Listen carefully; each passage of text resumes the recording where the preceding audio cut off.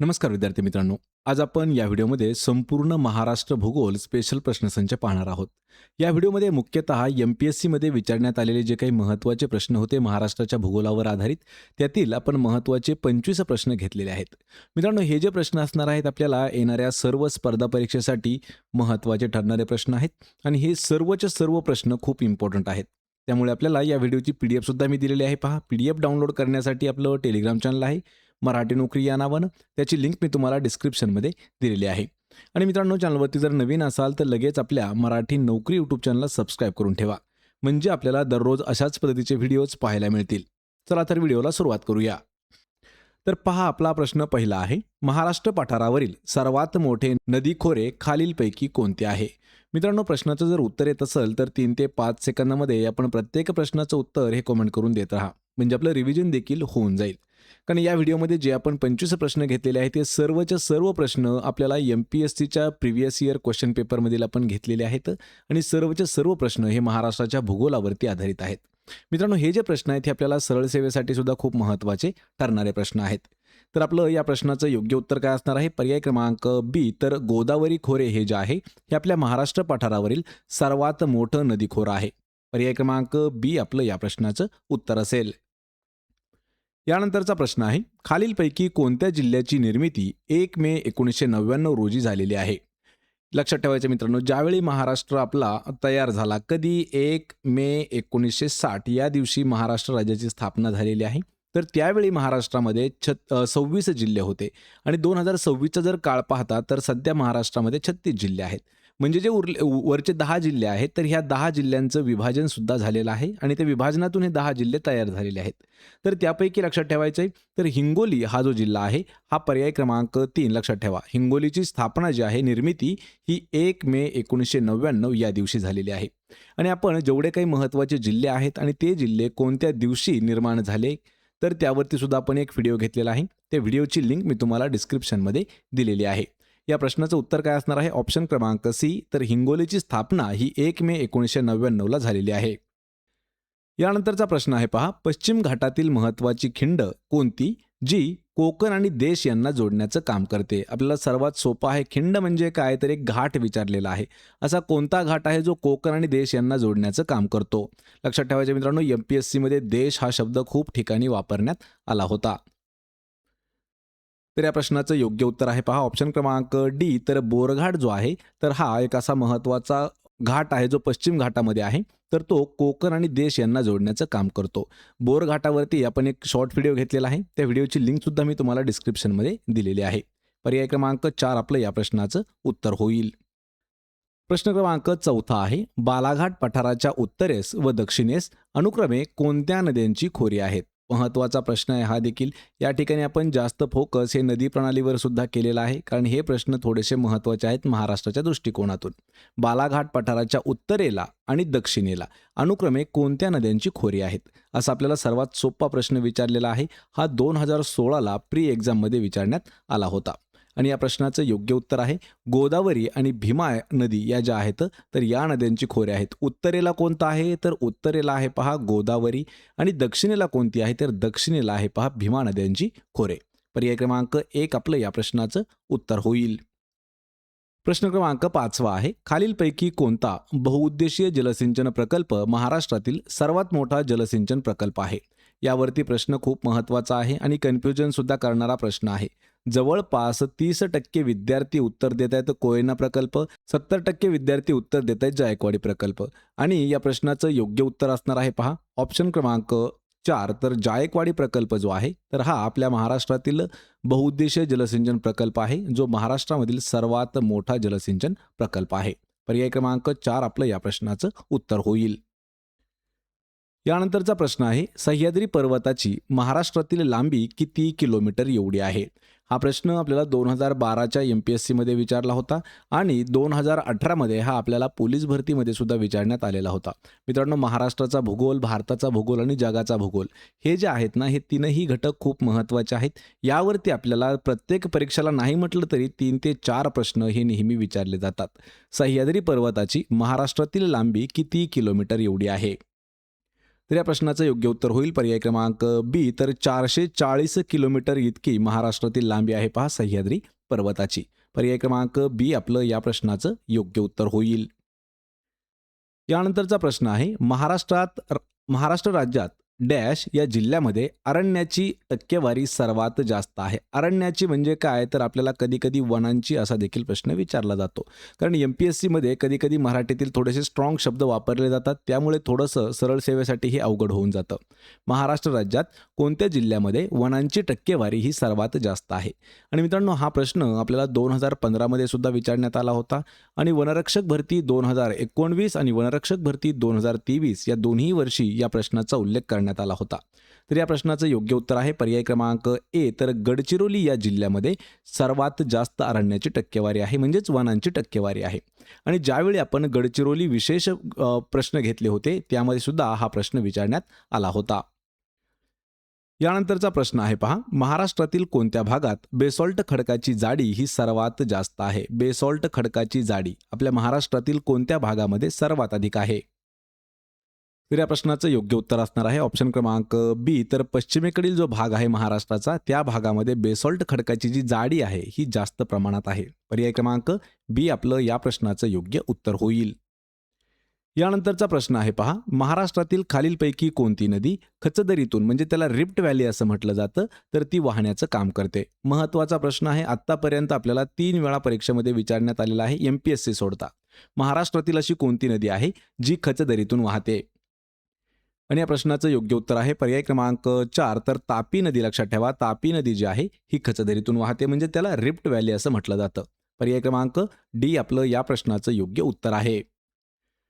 यानंतरचा प्रश्न आहे पहा, महाराष्ट्रातील क्षेत्रफळाच्या दृष्टीने खालीलपैकी दुसऱ्या क्रमांकाचा जिल्हा कोणता आहे. या ठिकाणी महत्त्वाचा प्रश्न विचारलेला आहे आणि आपण याच व्हिडिओमध्ये दोन्ही प्रश्न घेतलेले आहेत. महाराष्ट्राचा सर्वात मोठा जिल्हा आणि महाराष्ट्रातील दुसऱ्या क्रमांकाचा मोठा जिल्हा जो क्षेत्रफळाच्या दृष्टीने असणार आहे. तर यामध्ये थोडंसं समजावून घ्या. क्षेत्रफळाच्या दृष्टीने आपल्याला दुसऱ्या क्रमांकाचा विचारलेला आहे. तर पहिल्या क्रमांकाचा कोणता आहे हे आपल्याला माहीत असणं गरजेचं आहे.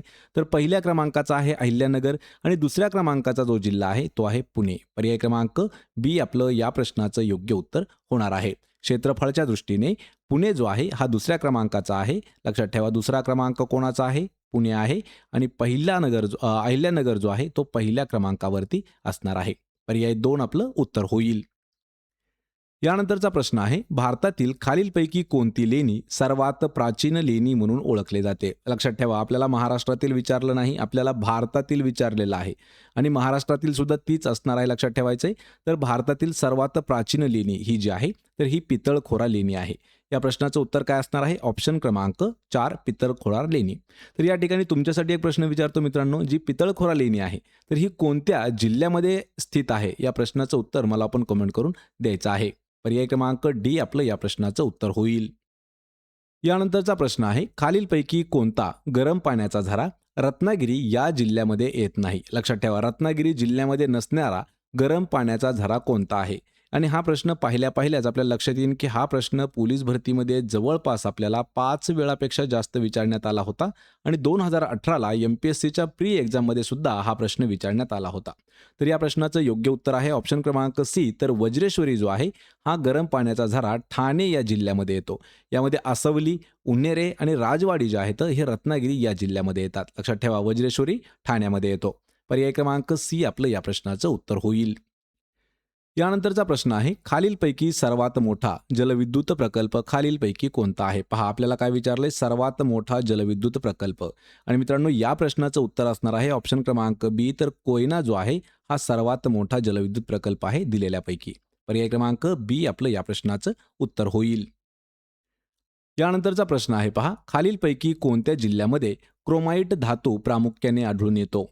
मित्रांनो, प्रश्न हा खूप महत्त्वाचा आहे. आत्तापर्यंत आपल्याला 16 वेळापेक्षा हा जास्त प्रश्न विचारण्यात आलेला आहे. कधी कधी आपल्याला क्रोमाइट सोडून दिलं जातं, त्या जागी दुसरा धातू घेतला जातो. तर क्रोमाइटचे जे साठे आहेत तर हे भंडारा, नागपूर आणि गोंदिया या जिल्ह्यामध्ये जास्त प्रमाणात आहेत. म्हणजेच पर्याय क्रमांक बी आपलं या प्रश्नाचं योग्य उत्तर असेल. यानंतरचा प्रश्न आहे पहा, महाराष्ट्रातील दगडी कोळशाचा प्रामुख्याने कशासाठी वापर केला जातो. महाराष्ट्रामध्ये जो दगडी कोळसा आहे तर त्याचा मुख्यतः वापर हा कशासाठी केला जातो. यावरती सुद्धा प्रश्न आपल्याला 3 वेळा विचारण्यात आला होता. 2 वेळा आपल्याला पोलीस भरतीमध्ये विचारण्यात आहे आणि 1 वेळा आपल्याला MPSC मध्ये विचारण्यात आला होता. तर महाराष्ट्रात जेवढा काही दगडी कोळसा आहे त्यातील बहुतांश जो कोळसा आहे तर हा औष्णिक विद्युत ऊर्जेसाठी वापरला जातो. म्हणजेच पर्याय क्रमांक ए आपलं या प्रश्नाचं योग्य आन्सर होईल. यानंतरचा प्रश्न आहे पहा, महाराष्ट्राचे प्राकृतिक विभाग ओळखण्यासाठी प्रामुख्याने उंची, उठाव आणि डॅश हे घटक वापरले जातात. यावर सुद्धा प्रश्न आपल्याला 3 वेळा विचारण्यात आलेला होता. ज्यावेळी महाराष्ट्राचे प्राकृतिक विभाग ओळखायचे असतात त्यावेळी प्रामुख्याने त्याची उंची, त्याचा उठाव आणि त्याचा अजून एक घटक आहे तो वापरला जातो.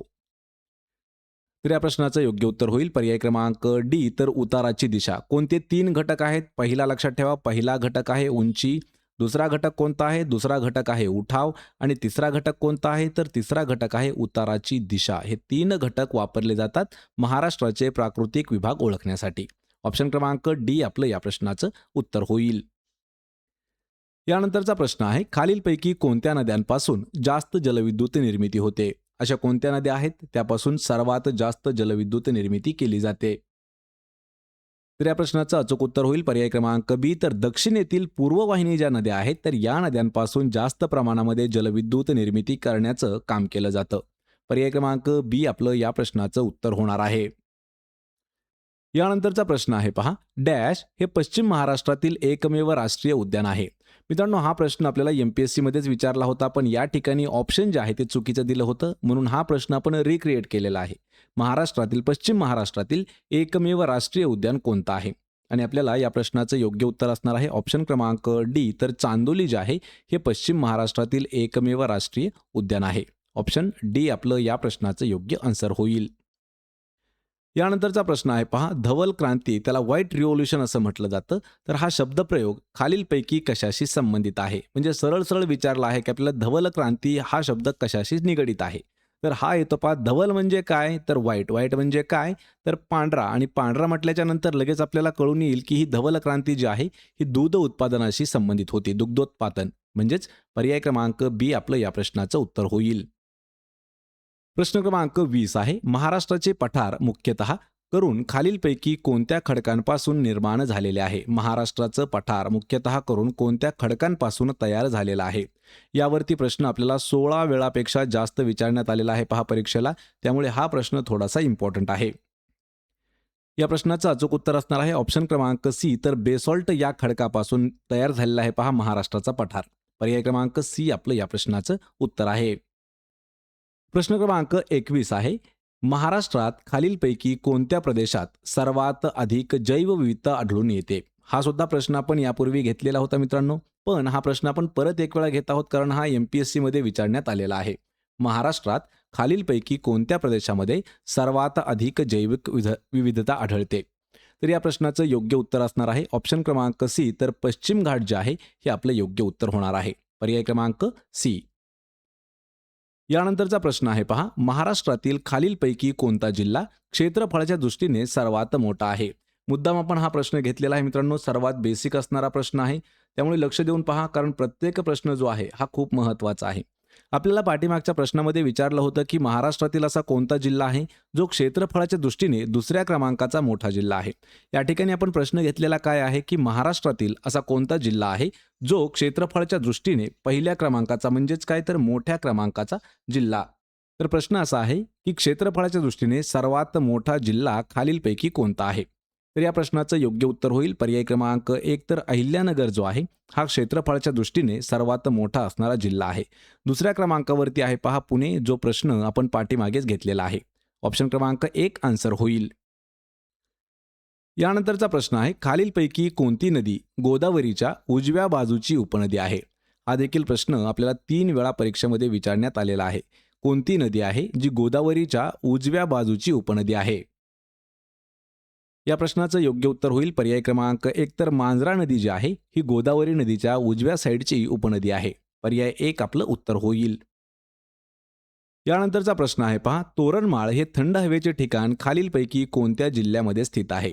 मित्रांनो, हा प्रश्न आपल्याला पोलीस भरतीमध्ये खूप वेळा विचारण्यात आलेला आहे आणि हाच प्रश्न आपल्याला वनरक्षक भरतीमध्ये सुद्धा खूप वेळा विचारण्यात आलेला आहे.